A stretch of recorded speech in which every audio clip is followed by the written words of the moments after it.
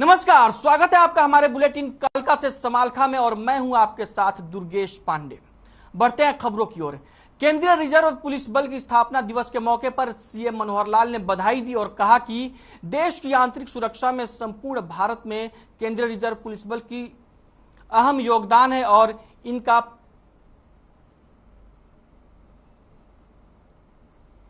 योगदान अतुलनीय है। देश की आंतरिक सुरक्षा में संपूर्ण भाव से समर्पित केंद्रीय रिजर्व पुलिस बल की स्थापना दिवस पर आप सभी को ढेर सारी बधाई तथा शुभकामनाएं। राष्ट्र की सुरक्षा, प्रगति व उन्नति में आपका योगदान अतुलनीय है। हमें आप पर गर्व है। मुख्यमंत्री मनोहर लाल ने आरपीएफ की स्थापना दिवस पर यह ट्वीट किया और आरपीएफ के साथ ही देश के लोगों को भी बधाई दी।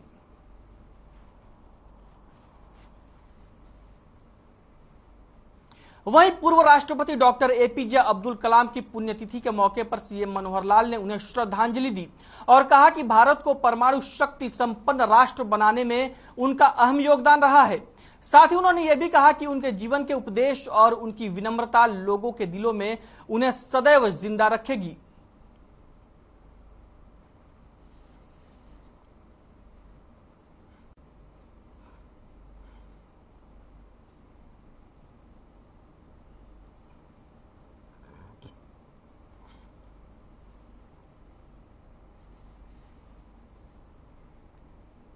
वहीं चंडीगढ़ में मुख्य सचिव संजीव कौशल ने रिवर एक्शन प्लान की समीक्षा बैठक की। इस दौरान उन्होंने अधिकारियों को सीवर लाइन बिछाने और सीवरेज ट्रीटमेंट प्लांटों का संचालन जल्द से जल्द सुनिश्चित करने के निर्देश दिए। साथ ही उन्होंने कहा कि जल प्रदूषण किसी भी तरह से बर्दाश्त नहीं किया जाएगा। उन्होंने ये भी कहा और अधिकारियों को निर्देश दिया कि दूषित पानी नहरों नदियों में छोड़ने पर पूर्ण रूप से रोक लगाएं और सख्त निगरानी रखें। वहीं मुख्य सचिव ने कहा कि जन स्वास्थ्य अभियांत्रिकी विभाग, हरियाणा शहरी विकास प्राधिकरण, शहरी स्थानीय निकाय विभाग और गुरुग्राम महानगरीय विकास प्राधिकरण की तरफ से घग्गर नदी में प्रदूषण नियंत्रण के लिए राज्य में 61 एमएलडी क्षमता के 8 एसटीपी बनाए जा रहे हैं। आपको बता दें कि हरियाणा सरकार की तरफ से नदियों में प्रदूषण को नियंत्रित करने के लिए और नदियों के जीर्णोद्धार के लिए सीवर लाइन बिछाने और ट्रीटमेंट प्लांट बनाने जैसे कार्य सुनिश्चित किए जा रहे हैं।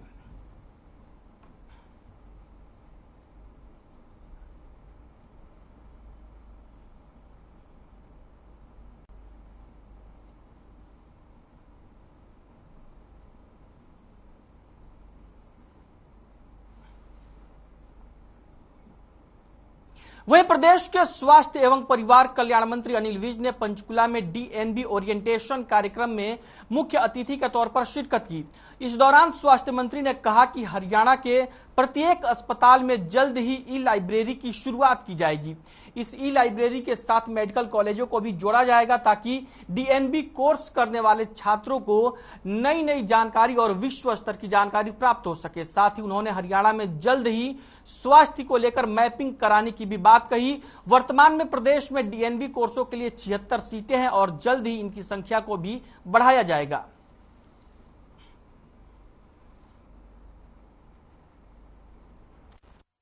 अभी हमने अपने स्वास्थ्य विभाग में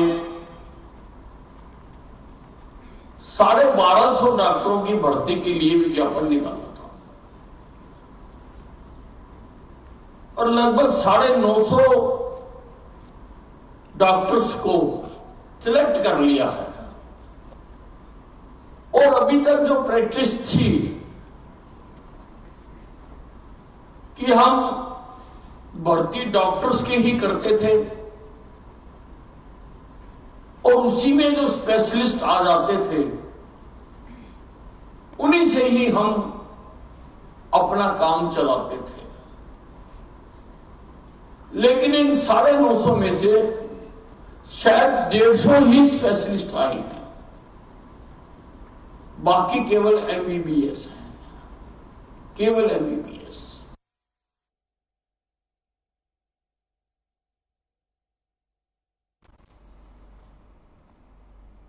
वहीं नेशनल हेराल्ड केस में प्रवर्तन निदेशालय में बुधवार को कांग्रेस अध्यक्ष सोनिया गांधी से तीसरे दौर की पूछताछ के लिए वो पेश हुई और ईडी की इस कार्रवाई के विरोध में करनाल में जिला सचिवालय के बाहर कांग्रेस नेता तरलोचन सिंह की अध्यक्षता में सत्याग्रह शुरू हुआ। इसी कड़ी में बुधवार को जिला सचिवालय के बाहर धरने पर बैठे कांग्रेस नेताओं ने कहा कि दोपहर 2 बजे तक उनके द्वारा सचिवालय के बाहर बैठकर शांतिपूर्ण तरीके से प्रदर्शन किया जाएगा। वहीं धरने पर महात्मा गांधी जी का चरखा चलाते हुए कांग्रेस की महिला कार्यकर्ताएं नजर आई।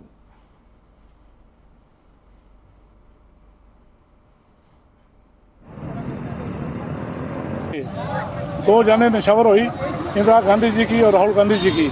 आज उन्हीं के परिवार को प्रताड़ित किया जा रहा है ईडी के माध्यम से।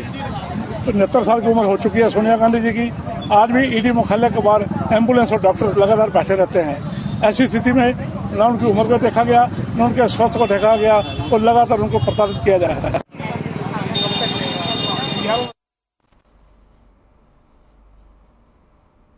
वहीं कुरुक्षेत्र में केंद्र सरकार की ओर से कांग्रेस पार्टी लगातार अपनी आवाज बुलंद कर रही है। सोनिया गांधी से ईडी की पूछताछ के बाद कांग्रेस पार्टी केंद्र सरकार पर ईडी के दुरुपयोग का आरोप लगा रही है। कुरुक्षेत्र में पूर्व मंत्री अशोक अरोड़ा और विधायक मेवा सिंह की अगुवाई में कांग्रेस पार्टी ने सत्याग्रह शुरू किया। कांग्रेस के नेताओं का कहना है कि विपक्ष की आवाज दबाने के लिए सोनिया गांधी को परेशान किया जा रहा है। वहीं लाडवा विधायक मेवा सिंह ने कहा कि विपक्ष की आवाज को दबाया जा रहा है। कांग्रेसी नेता राहुल गांधी को पहले 9 बार तलब किया गया, अब सोनिया गांधी को परेशान किया जा रहा है। उन्होंने कहा कि हम पूछताछ के खिलाफ नहीं है, लेकिन दमनकारी नीतियों के खिलाफ जरूर हैं। वहीं पूर्व मंत्री अशोक अरोड़ा ने कहा कि ईडी, सीबीआई, चुनाव आयोग और जुडिशरी संवैधानिक संस्थाएं हैं, इनका दुरुपयोग नहीं होना चाहिए।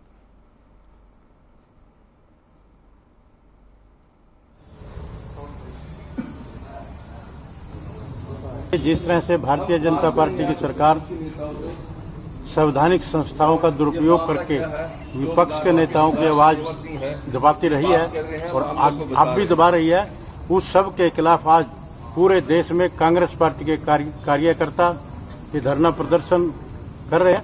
इस देश के अंदर जो भी सरकार के खिलाफ आवाज उठाता है उसके खिलाफ ईडी का, सीबीआई का दुरुपयोग किया जाता है। ईडी हो, सीबीआई हो, चुनाव आयोग हो, आपकी जुडिशरी हो, जनता का इस पे विश्वास है। अगर किसी प्रदेश में कोई घटना घट जाए और प्रदेश की सरकार से लोग सहमत ना हो तो लोग फिर ये कहते हैं कि सीबीआई की जांच करो। वहीं नेशनल हेराल्ड केस में प्रवर्तन निदेशालय की ओर से कांग्रेस अध्यक्ष सोनिया गांधी से पूछताछ को लेकर कांग्रेस कार्यकर्ताओं ने सत्याग्रह का ऐलान किया है। वहीं कांग्रेस के कोषाध्यक्ष रोहित जैन ने कहा कि ऐसी कोई बात नहीं है कि हमारा धरना प्रदर्शन सिर्फ ईडी के सोनिया गांधी से ईडी की पूछताछ को लेकर है, बल्कि ईडी के दुरुपयोग से है, बल्कि बीजेपी राज्य में हर तरफ त्राही त्राही हुए। उन्होंने सरकार पर आरोप लगाते हुए कहा कि सरकार बेरोजगारी, महंगाई और अग्निपथ से ध्यान भटकाने के लिए ईडी का दुरुपयोग कर रही है। वहीं हरियाणा कांग्रेस कमेटी के कार्यकारी अध्यक्ष रामकिशन गुर्जर ने सरकार पर निशाना साधते हुए कहा कि जो संवैधानिक संस्थाएं हैं, सरकार उनका मजाक बनाकर रख दी है। चाहे ईडी हो, सीबीआई हो या फिर इनकम टैक्स हो, सबका गलत तरीके से इस्तेमाल किया जा रहा है। क्यों बार बार बुलाया जा रहा है? नतीजे तक क्यों नहीं निकल पा रहे हैं ये लोग? कि कैसे संवैधानिक संस्थाएं उनका मजाक बना दिया। मैं समझता हूँ कि उनका पूरे देश का मजाक, ईडी हो, सीबीआई हो, इनकम टैक्स हो, सबका गलत तरीके से इस्तेमाल किया जा रहा है। क्यों जांच बार बार की जा रही है? क्यों बार बार बुलाया जा रहा है? नतीजे तक क्यों नहीं निकल पा रहे? वहीं कैथल जिले में जिला बार एसोसिएशन को मिली 1 करोड़ की ग्रांट के घोटाले की जांच कर रही कमेटी ने जिला बार एसोसिएशन बार के पूर्व प्रधान बलराज नौच को दोषी करार दिया है। आपको बता दें कि सन 2016 में मुख्यमंत्री मनोहर लाल ने जिला बार एसोसिएशन के लिए 1 करोड़ रुपए की ग्रांट स्वीकृत की थी, जिससे बार एसोसिएशन भवन में लिफ्ट और बार रूम में एयर कंडीशन तथा सीसीटीवी कैमरे लगवाने के साथ ही दूसरे काम होने थे। बार एसोसिएशन के पूर्व प्रधान बलराज नौच द्वारा करवाए जा रहे इन कार्यों में अनियमितता की शिकायत मिली, जिससे राजेश ढुल ने सीएम विंडो पर मामले की शिकायत की और भ्रष्टाचार के मामले को संज्ञान में लेते हुए हरियाणा के मुख्य सचिव ने कैथल के डीसी से इस पूरे मामले में रिपोर्ट तलब की। इसके बाद जांच कैथल के अतिरिक्त उपायुक्त को सौंप दी गई। मामले की सुनवाई करते हुए कैथल के अतिरिक्त उपायुक्त ने अपनी जांच रिपोर्ट में जिला बार एसोसिएशन के तत्कालीन प्रधान बलराज नौच को अनियमितता का दोषी पाया, जिसके खिलाफ आगे की कार्रवाई करने के लिए डीसी कैथल द्वारा हरियाणा सरकार के मुख्य सचिव को पत्र लिख दिया गया है। अब आगे की कार्रवाई प्रदेश के मुख्य सचिव के द्वारा की जाएगी।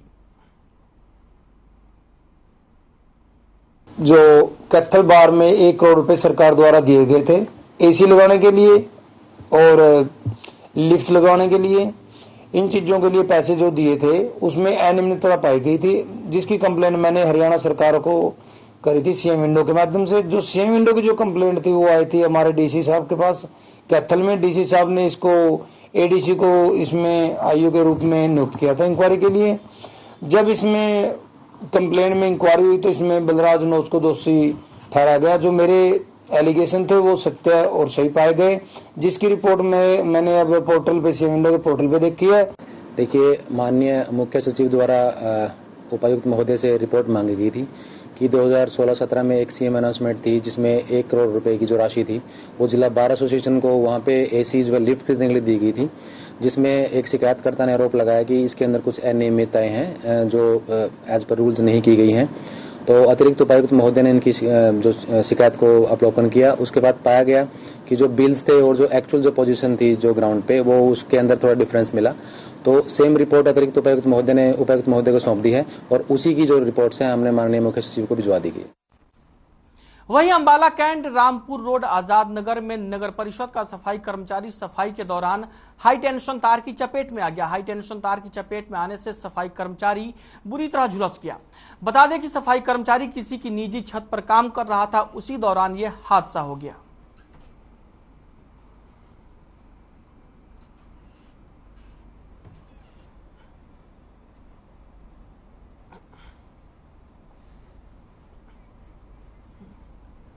वहीं पिहोवा के गुमथला गैस एजेंसी के मालिक सतपाल का शव एजेंसी के सामने खेतों में मिला, जिसकी सूचना तुरंत पुलिस को दी गई। वहीं मौके पर पहुंची पुलिस ने शव को कब्जे में लेकर पोस्टमार्टम के लिए भेज दिया और मामले की जांच में जुट गई है, जबकि मृतक के परिजनों ने हत्या की आशंका जताई है।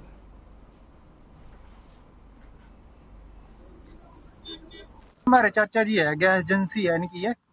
तो ये रात को यहाँ से कोई 7:30 या 7:45 निकल गए हैं यहाँ से काम निपटा के अपना गैस एजेंसी का। तो उसके बाद ये घर चले गए। घर ये जाके इन्होंने कहा मैं मेरा फोन भूल गया। 8:30 बजे इसकी मिसेज कह रही थी ये तो फोन लेने चले गया। ये रात उर्मिला देवी थी जो यहाँ की डेड बॉडी मिली है, ये सतपाल है। उसकी मिसेज ने रात हमारे को लेट नाइट सूचना दी कि वो यहाँ गैस एजेंसी है, वो मोबाइल लेने गया था और वापस नहीं आया। हमने रात में ही इसका मिसिंग का केस रजिस्टर हो गया था और उसके बाद सवेरे इनके परिवार से पुलिस ने बताया कि वहाँ की डेड बॉडी है। तो हमने आके निरीक्षण किया है और केस रजिस्टर है ऑलरेडी।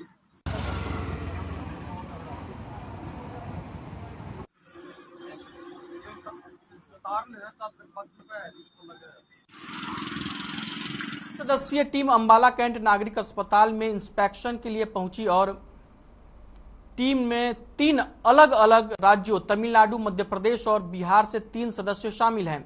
टीम के सदस्यों ने अस्पताल का बारीकी से निरीक्षण किया और साथ ही अस्पताल प्रशासन को अस्पताल की कमियों के बारे में अवगत कराया। मीडिया से बातचीत करते हुए नागरिक अस्पताल के पीएमओ डॉक्टर राकेश कुमार ने बताया कि गवर्नमेंट इंस्ट्रक्शन के मुताबिक ये टीम इंस्पेक्शन करने के लिए आई है और ये टीम 3 दिन तक अलग अलग डिपार्टमेंट की रिपोर्ट तैयार करेगी और उसके बाद में जो रिपोर्ट मिलेगी उस पर हम काम करेंगे।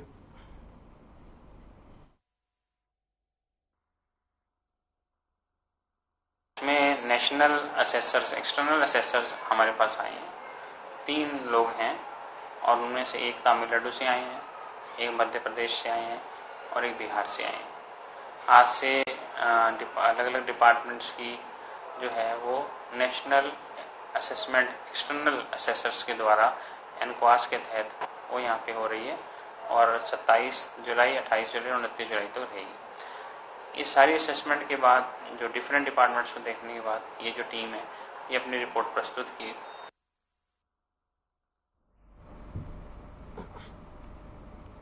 खबर यमुनानगर से है, जहां बाड़ी माजरा इलाके में पानी निकासी को लेकर लोगों को लंबे समय से समस्या का सामना करना पड़ रहा है। पानी की निकासी ना होने से लोग परेशान हैं। आपको बता दें कि सड़क के बीचों बीच पानी भरे रहने के चलते कई हादसे होते रहते हैं। इतना ही नहीं, बच्चों को स्कूल आने जाने में भी काफी परेशानियों का सामना करना पड़ता है। वहीं नगर निगम और प्रशासनिक अधिकारियों से मामले को लेकर बार बार शिकायत की गई है, लेकिन इसके बाद भी समस्या का कोई समाधान नहीं हुआ है, जिसके चलते बुधवार को लोगों ने नगर निगम के मेयर मदन चौहान का रास्ता रोककर घेराव किया और उनके खिलाफ नारेबाजी की। इस बीच निगम मेयर ने मौके पर निगम के अधिकारियों को बुलाया और इस समस्या के समाधान के लिए निर्देश दिए। लोगों का कहना है कि अगर जल्दी समस्या का समाधान नहीं हुआ और पानी निकासी का प्रबंध नहीं हुआ तो वो फिर से जाम लगाएंगे। पानी के लिए बच्चे रोज गिर रहे हैं, स्कूल के वापस जा रहे हैं। दो आदमी रोज गिरते हैं, रोड डेली। वो गटर बना हुआ है, वो गटर किस लिए बना है? बंदा गिरने के लिए बना हुआ है। तो यहाँ पर मेयर मदन चौहान जी भी पहुंचे, उन्होंने क्या आश्वासन दिया? कुछ नहीं कहा है, वैसे चले गए। आज के दिनों में यहाँ पानी इकट्ठा होता है। जब एक हमारी अमृत योजना आई है, बड़ी महत्वाकांक्षी कि किसी भी गली में सीवरेज की और पानी की समस्या न रहे। जब ये गलियां खुदी हैं तो उस टाइम ये गलियां खुदने के फाट के पड़ी है तो दिक्कत अब स्वाभाविक जाने वाले और बरसात में परेशानी हो रही है। अभी हम सारा ये नाले सफाई करा रहे हैं और इस सड़क के लिए हमने 78 लाख रुपए का PNR को पैसे दे दिए हैं। इसका टेंडर विदिन 10 डेज 15 डेज लगने वाला है और मुझे उम्मीद है 2-3 महीने के 4 महीने के अंदर सड़क बहुत बेहतर। अंबाला में मौसम का मिजाज एक बार फिर से बदल गया है। लगातार पड़ रही भीषण गर्मी के बाद अंबाला में मूसलाधार बारिश हुई, जिससे मौसम सुहावना हो गया। वहीं बारिश से किसानों के चेहरे खिल गए हैं। किसानों का कहना है कि धान की फसल के लिए बारिश काफी फायदेमंद साबित होगी। हालांकि बारिश से शहर की गलियों में जलभराव की भी समस्या खड़ी हो गई, जिससे लोगों को भारी दिक्कतों का सामना करना पड़ रहा है।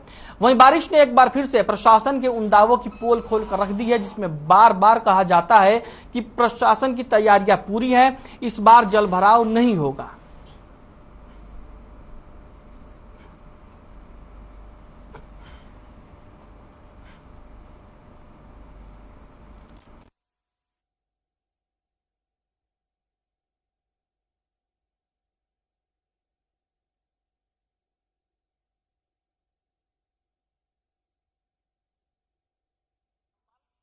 बारिश हुई जिसके बाद से मौसम सुहाना हो गया। वहीं किसानों के चेहरे जहां बारिश से खिल गए, किसानों का कहना है कि धान की फसल के लिए बारिश काफी फायदेमंद है, तो वहीं गलियों में जलभराव होने से लोगों को काफी दिक्कतों का सामना करना पड़ा।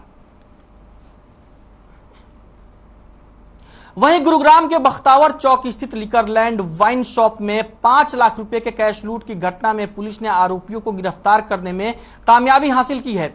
हथियारों के बल पर कैश की लूट करने वाले दोनों लुटेरों को पुलिस ने गिरफ्तार कर लिया है। गुरुग्राम पुलिस के सेक्टर 31 की क्राइम यूनिट की टीम ने बदमाशों को गिरफ्तार करने में कामयाबी हासिल की। एसीपी क्राइम की माने तो पूछताछ में आरोपियों ने खुलासा किया कि जिस ठेके से वो शराब खरीदते थे उसी को लूटने की साजिश रची और वारदात को अंजाम दे डाला। पुलिस की टीमों ने 100 से ज्यादा सीसीटीवी फुटेज को खंगालने के बाद दोनों आरोपियों को गिरफ्तार करने में कामयाबी हासिल की है। आरोपियों की पहचान दादरी तोय के रहने वाले देवेंद्र और झज्जर के बेरी के रहने वाले संजीत के रूप में हुई है। पुलिस इनके दूसरे साथियों की तलाश में जुट गई है।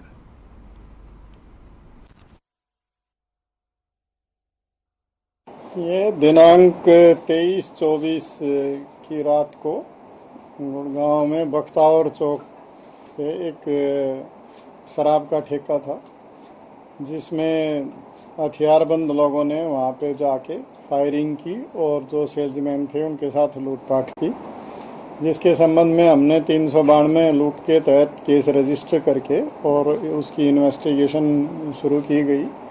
हमारी क्राइम टीम सेक्टर 31 के इंचार्ज इंस्पेक्टर आनंद के नेतृत्व में टीम ने काम करते हुए बहुत कम समय में उसमें जो शामिल अनआइडेंटिफाइड लोग थे उनमें से 2 लोगों को गिरफ्तार करने में कामयाबी हासिल की, जिनके नाम एक का संजीत उर्फ हैप्पी 27 साल का है और दूसरे। वहीं झज्जर के पंजाब नेशनल बैंक में एक ठगी की वारदात को अंजाम दिया गया है, जहां एक बुजुर्ग घर के खर्च के लिए अपने खाते से पैसे निकलवाने गया था और बैंक के अंदर ही एक ठग ने 45,000 नकदी लेकर बुजुर्ग से फरार हो गया। पीड़ित व्यक्ति हजारीलाल झज्जर के सिलानी गेट का रहने वाला है। उन्होंने बताया कि पंजाब नेशनल बैंक में अपने घर खर्च के लिए वो पैसे निकालने गए थे।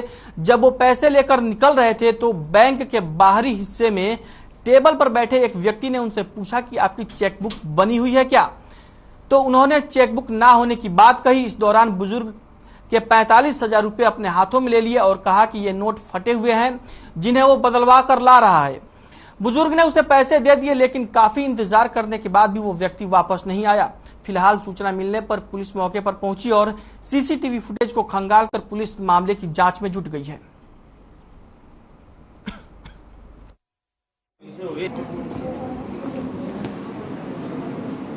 ले गया है आदमी। अच्छा, चोरी नहीं हुई, आज तक ले गया है। पूरे धरे था बोले ये तो फटे नोट है, बदलवा लिया। वो बदलवाने चक्कर में एप्लीकेशन लिखवान खातर दे गया। तो एप्लीकेशन दे भाई मैं जाऊँ के नाम तेरा बदलवान खातर। मैं बोलूँ मैं बदलवा, बोले ना तू लिख ले मैं बदलवा लूँगा। मैंने बैग फिर के भी देखा, वो जोर गया भी है। उसके कैशियर के पास मिला के बोल दिया कि ना बोले नो भगवान। बात ये होगी, अपने अंकल जी पैसे निकलवाने आए थे, वो 45,000 रुपये निकलवा के बाहर आ रहे थे। यहाँ गार्ड है नहीं, बैंक के गेट पे एक बंदा बैठा था।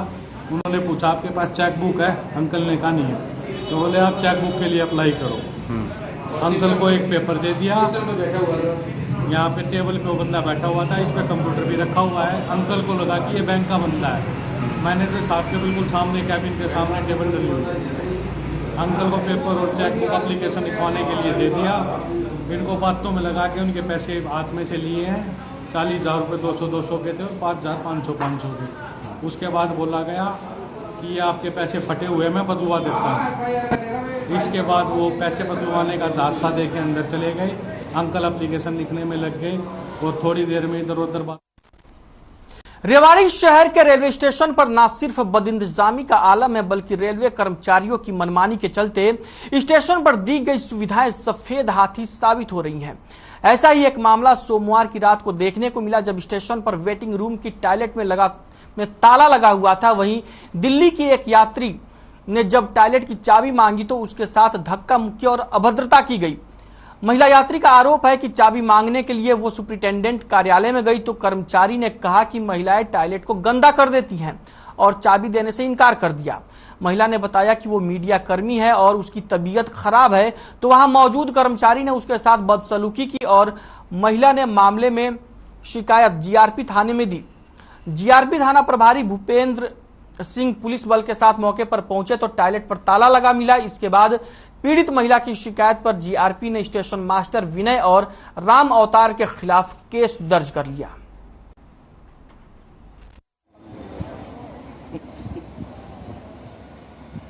सर, ये एक महिला आई थी हमारे पास, जिसने अपनी लिखित में दरखास्त दी थी अपने स्टेशन मास्टर राम अवतार और स्टेशन मास्टर अपने विनय शर्मा, दोनों के खिलाफ दी थी। भाई इन लोगों ने मुझे जो है, मैं टॉयलेट के लिए गई थी तो चाबी टॉयलेट पर लगा हुआ था, तो मैंने इनसे टॉयलेट की चाबी मांगी।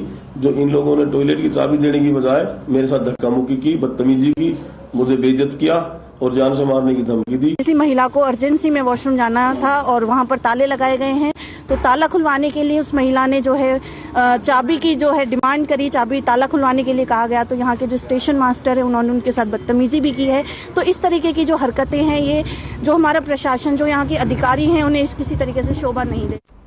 खबर भिवानी से है, जहां संयुक्त किसान मोर्चा के आह्वान पर स्थानीय नेहरू पार्क में से लेकर लघु सचिवालय तक किसान संयुक्त मोर्चा के बैनर तले किसानों ने अपनी मांगों को लेकर विरोध प्रदर्शन किया और उपायुक्त के जरिए राष्ट्रपति के नाम ज्ञापन सौंपा। संयुक्त किसान मोर्चा ने कहा कि एमएसपी की संवैधानिक गारंटी दी जाए, ठेका प्रणाली को बंद किया जाए और युवाओं को स्थायी रोजगार दिया जाए। और भी तमाम मांगों को लेकर संयुक्त किसान मोर्चा ने विरोध प्रदर्शन किया। साथ ही उन्होंने ये भी कहा कि आने वाली 31 तारीख को हम नेशनल हाईवे पर चक्का जाम करेंगे।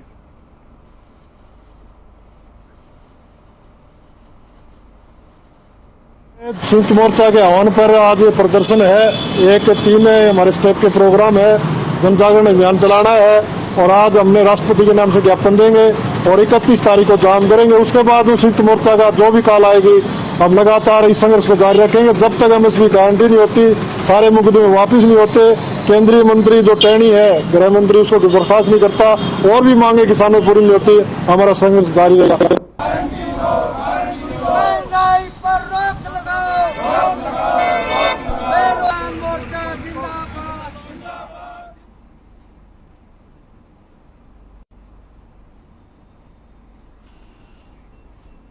बुलेटिन में फिलहाल के लिए इतना ही। मुझे दीजिए इजाजत और आप बने रहिए हर खबर के साथ।